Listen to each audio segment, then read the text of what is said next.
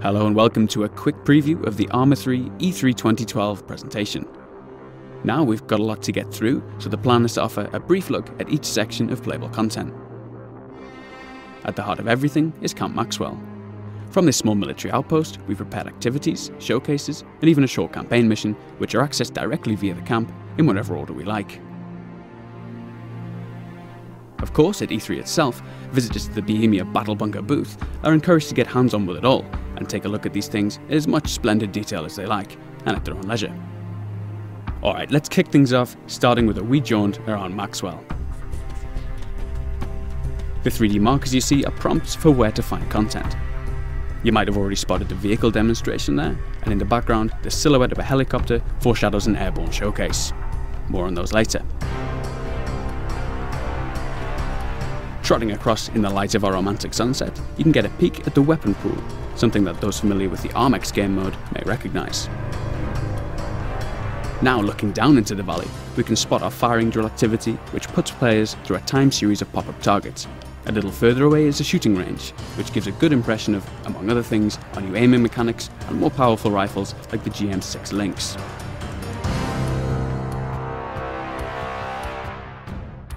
Alright, let's get serious now and crack on with the vehicle showcase. The cabin of the vehicle offers a few nice features. Things like the hands on the wheel might seem trivial, but their long-awaited inclusion really helps to connect the player to the feeling of driving. Alongside the new physics-supported handling, it's a real upgrade. The same too goes for mirrors and onboard displays, which, while subtle, are all part of the overall impression. So, up ahead lies a bunch of enemies, and I've got a grenade launcher on the roof of this vehicle. But unfortunately, we'll have to save that for the presentation proper, as we skip through to our next section. Diving.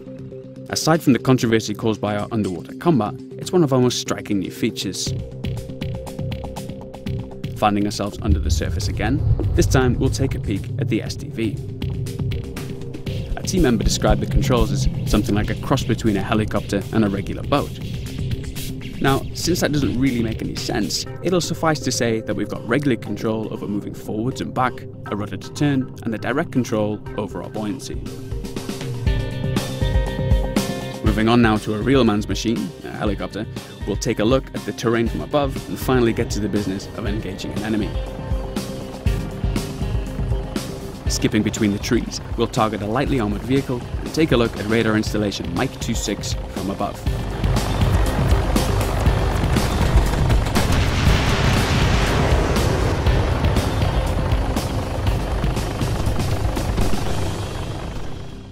Moving on to supports now, we'll show an artillery strike in action. I've called in a strike on this anti-aircraft vehicle in the centre of the scene. We're using some relatively lightweight shells here, but if we manage to get it finished, at E3 you might sneak a quick look at the new cluster bomb strike option, which I must admit is particularly satisfying. The night showcase helps us demonstrate some of the features we looked at in our recent lighting showcase trailer. One feature we didn't manage to show was the weapon mounted lights. Switching it on, you can see the beam cast on the ground, which nicely highlights the new detail surfaces. Switching to third person, we'll take a brief look at night vision and demonstrate the ongoing work we're currently implementing with muzzle flashes.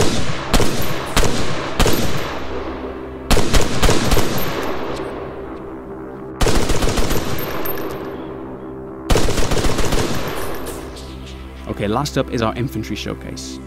Obviously there's a lot to show here, but I'd like to take a quick glimpse of some of the new animations. There's the previously mentioned tactical pace, which is a little slower than running, a little faster than walking, and fatigues the player more by way of our new fatigue and encumbrance system. There's also a few new crouch and lean options. Taking cover behind this wall, and disposing of our enemy, I'll demonstrate popping that down, and naturally popping up a little higher than the default stance too.